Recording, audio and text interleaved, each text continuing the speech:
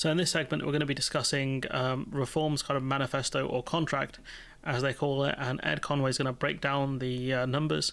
We'll call this one the Reform UK Manifesto Review, and it's the economic side of it. Maybe I'll do a separate manifesto review. I haven't decided yet, but let's have a look at this. Well, among the pledges in Reform's manifesto are £70 billion worth of personal tax cuts, but do the sums add up? Well, the person who's worked it all out is that economics and data editor, Ed Conway. And Ed, you've been crunching through all of the manifestos, looking at the numbers. What have you got for Reform? Well, I'll give you the quick spiel first of all. And actually, so in terms of the question of whether the numbers add up, on the basis of the figures that they have given us in their contract, contract. It does. I mean, it does add up. Actually, it's better than adding up because they say they're going to bring in £150 billion worth through lots of spending cuts, a bit of tax rises, and then they're going to spend £141 billion. And actually, if you look at the difference between those two kind of bars, that's quite sensible because there's a £9 billion buffer. This is a surplus. Effectively, they'll have £9 billion left, and if their revenue streams don't really add up, then they're in the money still. Supposedly not making the mistake that Liz trusted of kind of unfunded tax cuts. You've got money coming in, but the problem is that when you delve into, actually both of those sides, but delve into this side, where is that money actually going to come in, then there are some other question marks. You can kind of poke some holes into it. And in particular, well, first of all, the money going out, the stuff that there's been lots of talk about, primarily is this bar here. So I know there's lots going on here. This is because it's every single part of their manifesto in numerical terms. But this is the biggest giveaway. It's kind of about £70 billion. And when you look at that, that's where the income tax, raising the personal allowance to £20,000, this is a big giveaway. This is a big giveaway. Cutting stamp duty to zero, basically abolishing stamp duty for anyone buying a house below £750,000, that is well above the average cost of a house outside of London. Well above that. £250,000, and or a flat even. Then you've got raising inheritance tax threshold. So for a lot of people, they look at that and like, this is fantastic. We'd all love to have a lot of that stuff.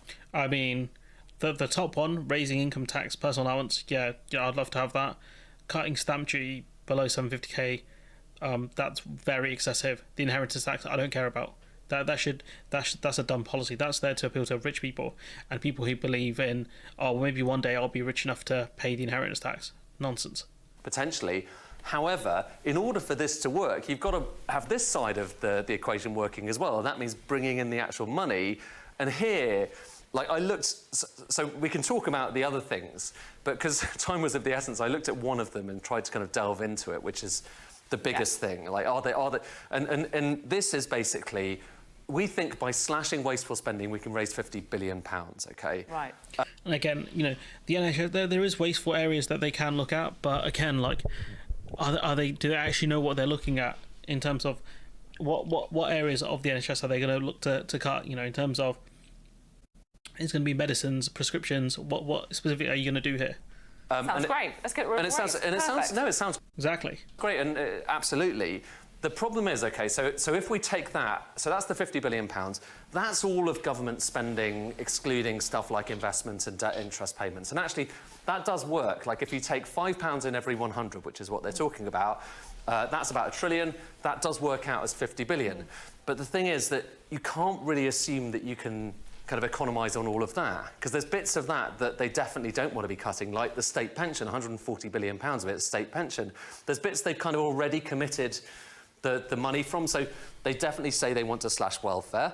It's typical conservative or right-wing talking point, cutting welfare, attacking marginalised people in society typically. We have a debate about how realistic that is, but they have already kind of got that money in another bit of the manifesto, so if you include it there, it's double counting, so you kind of got to get rid of that.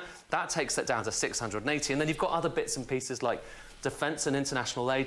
They do want to slash international aid, they want to kind of halve it, but again, they've already got that money in their pockets in another bit of the manifesto, so if we include that, that's kind of double counting. Defence they want to increase, health they want to increase as well, but giving the benefit of the doubt, you kind of really only have about £600 billion to play with. Still a lot of money, but if you're doing the same equation, and you could just say, you need to have enormous austerity from this in order to make that, or you say, if you're going to kind of get £5 in every 100, then actually you're not making 50 billion, you're making 30 billion, okay?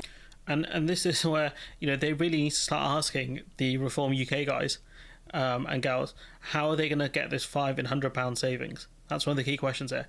What exactly are they going to do to achieve this goal? That, again, doesn't seem like a big difference, but then when you kind of plug it back into the equation, take all of this together, then you're not looking at 150 billion here, you're not looking at a buffer, you're looking at the opposite. You're looking at that being 130, you're looking at it being smaller. This is genuinely, like, this is what I'd want to see more of in the media. This is actually phenomenal work, and I give Conway a lot of credit here, because again, it just breaks down the numbers so that even someone dumb like me can understand it. Because here, what you have, instead of a budget surplus, is a budget deficit. And so if Reform were going to push through these plans, these would be unfunded tax cuts. Then the money going out, and suddenly you have a Liz Truss situation, which is you've committed all this money to go out and you don't have the money going in. And this is really kind of trying to give as much of the benefit of the doubt to these sums as possible. And this is only looking at one of quite a lot of different measures. And there's no judgment on whether the cuts are right or wrong, whether it's the right or wrong thing. It's literally just looking at... It's not even... You need to ask, are these cuts even feasible?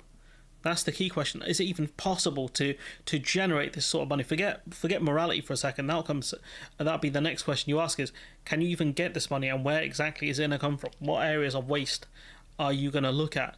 And then you can ask the question of, well, is it right or wrong to cut these areas? Because I can honestly say, hand on heart, they're chatting nonsense. This is the source. My source is that I made it the fuck up. It's madness.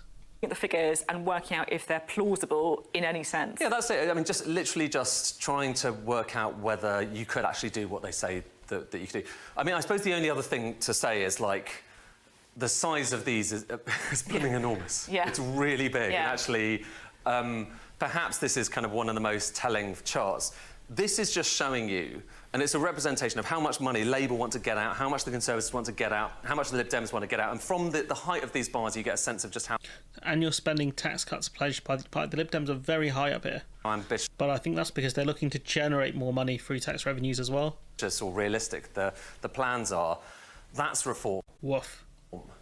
OK, so it is more than 10 times what the Conservatives are talking about with their tax cuts. The only party that comes close, actually beats them on this, is the Green Party, which wants to raise taxes and spending by enormous amounts to kind of change the nature of the state. But that's, I mean, for me, that's a... And the difference is, I think the Green Party is probably more better. Their calculations are probably far better than whatever Reform have pulled out of the ether. Really striking chart, because it's like, here is the mainstream, and then here is those on the fringes. I have to say, like, if for every one of these, it's like the least likely to form the next government, getting closer to you. Yeah. That's a fair point. And then the smaller the spending commitments. Yes, I feel like that kind of, it says quite a lot, perhaps, about how realistic they think their chances are. I think it's not just about realism either. It's about ambition as well. You know, these parties here are not very ambitious. They're more than happy to play it safe because they're guaranteed to have seats. The Lib Dems are guaranteed to have MPs. The Conservatives are guaranteed to have MPs, and the Labour Party are guaranteed to have MPs. So they can play it a bit safer. But you know what? I mean, like, do I do think it's easy to pick holes in the reform. I mean, and to be honest with you, I've just picked one hole there and prodded a bit, and then there's got even a bird chiming into this as well. There's an enormous gap. You can, and probably we can do the same, you know, with all of those policies. But they are at least, I mean, I think I can bring it up. They are at least raising some questions about interesting issues here, which I think a lot of people would like discussed. I mean, I talk about immigration. I think we were just talking before about whether their immigration plans are actually consistent with getting immigration down all that much. But they're talking about net zero. I mean, it doesn't seem... there's a debate I think people want to have about net zero, whether you know, you're on one side or the other. And the one that I think is kind of interesting is... They think they can make a lot of money by essentially forcing the Bank of England not to pay as much interest on the debt involved there. Richard Tice talked about it earlier, and so I don't want... This is something where they have talked about a potential avenue for Labour, but no developed economy has done this, has stopped paying interest on, I think it's like to do with bonds and things like that. I'll go into details. It is quite complicated, but what I will say is, and I think there's a question mark over whether you could raise that much money, but frankly, they're the only party talking about that, and other parties... probably should be, because it's a serious issue, and I wonder whether the Labour Party might end up actually doing something a bit like that when push comes to shove. Yeah, and even if it doesn't have as much money, a couple of billion here or there, yeah, they're not going to say no to that. Yeah, that's what makes it interesting, and so I think it will push the conversation a bit because you're pushing weird ideas or kind of niche ideas into the mainstream with that QE idea. I do hope he does one for the Green Party and one for all of them, really, because it's quite interesting when you look at it that way. But, you know, kind of what is Reform's goal is one of the other questions that we should really be asking. Let's talk Reform UK. A poll tonight has them level pegging with the Conservative Party. They leapfrogged them in a survey last week.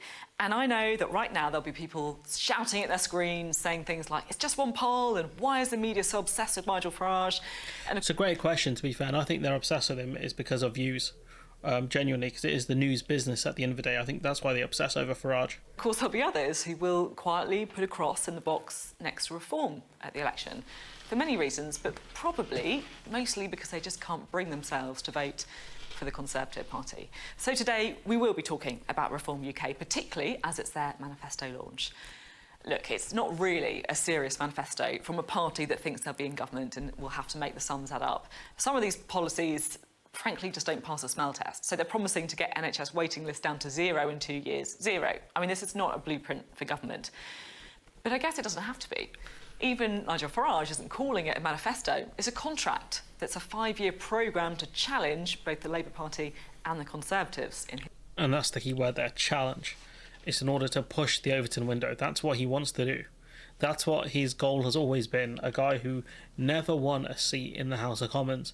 He pushes the Overton window because people in the media allow him to, because they push his talking points uncritically. They give him panel spots and they don't challenge him. They give him interviews and they don't challenge him. Nigel Farage has been smoking the British media pack for decades now because they keep allowing him to get away with stuff. His words.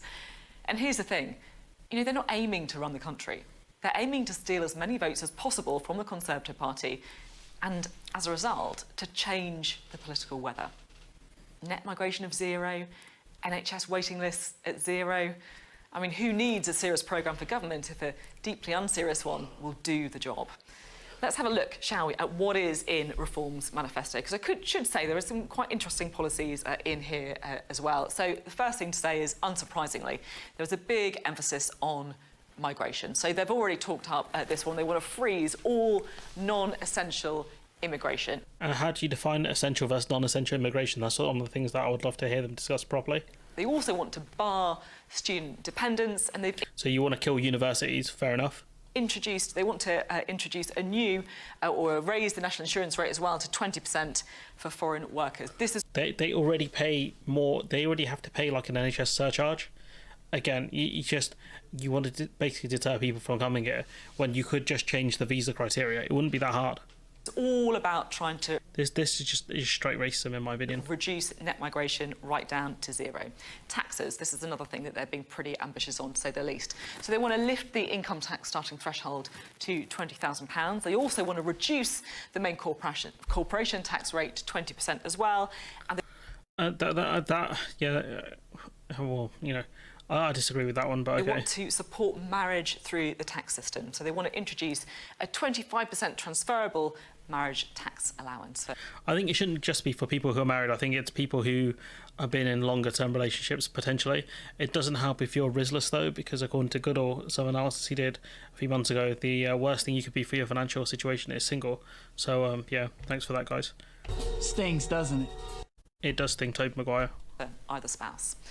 Another big pledge that we've heard a lot about is around energy and the environment. This is the big one here. This is a lot of what this is about. They want to scrap net zero completely. Down with clean air, up with polluted air. That's all I'm hearing. So the party would also want to start fast-tracking licences of North Sea gas and oil, so more digging in the North Sea.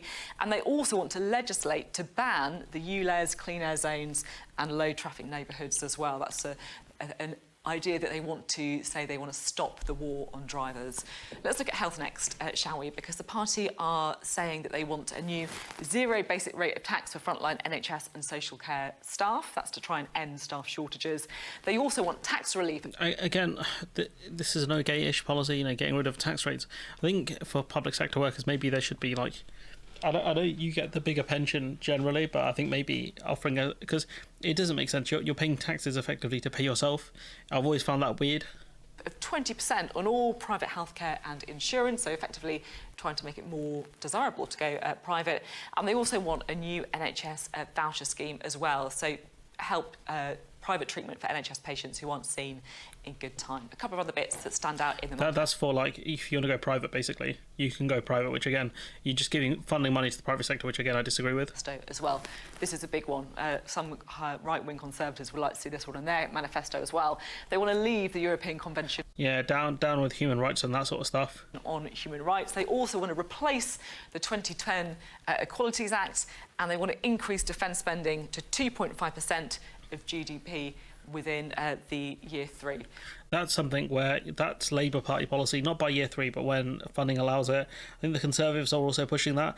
And to be fair, if they keep defence spending where it is currently and our economy shrinks, they will reach that goal, which seems to be their way they want to do it, them and the Conservative Party. So, you know, this policy platform is not serious. What is there is to throw nonsense solutions at problems.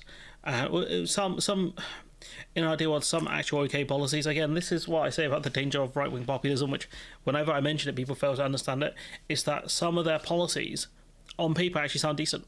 Raising the tax threshold would be great, would be genuinely great for people who make kind of entry-level salary. That bit about the marriage, moving the marriage tax threshold, that would be good for, oops, that's the wrong video, that would be good for the kind of nuclear family, which again, I think it kind of discriminates against people who are in long-term relationships that aren't married. It kind of pushes people into marriage, I think, because they would get, you know, essentially a tax cut. So what it would mean is, say, for example, if you're within the tax threshold and your significant other isn't, or isn't as in it as much, you can transfer it, you know, you can transfer across. I guess it's a bit hard to explain, maybe something I don't understand fully, but essentially it'd be like a marriage tax cut effectively, which, you know, it would maybe encourage people to stay married longer. But again, like, if you're getting divorced, it's typically down to just more than money. Like, a couple extra grand will not keep you in that marriage, in my opinion. But I think that's an okay policy for people who are going to be in, I guess, successful marriages. There is already, I think, a marriage tax cut anyways. I think they do get some sort of discount or something like that. But, you know, with the 20k thing, I'm a fan, unfortunately, of that policy, because I think it's good. Maybe it's because it'll benefit me directly, I don't know. But I think, you know, pulling more working class people out of paying tax would be great. You know, obviously it would benefit the rich people as well, because they would be paying less in tax because the tax threshold would be higher, but they wouldn't benefit a ton because, you know, on the top end you should be raising taxes on them anyways, so you can balance it out. But anyways, let me know what you think in the comments below. Like, comment, share, subscribe, support the channel on Patreon if you can. And yes, regardless of what positives I've said here, the Reform Party manifesto is a joke, and all it is there to do is push the Overton window to the right. So never forget that, and I'll catch you in the next one.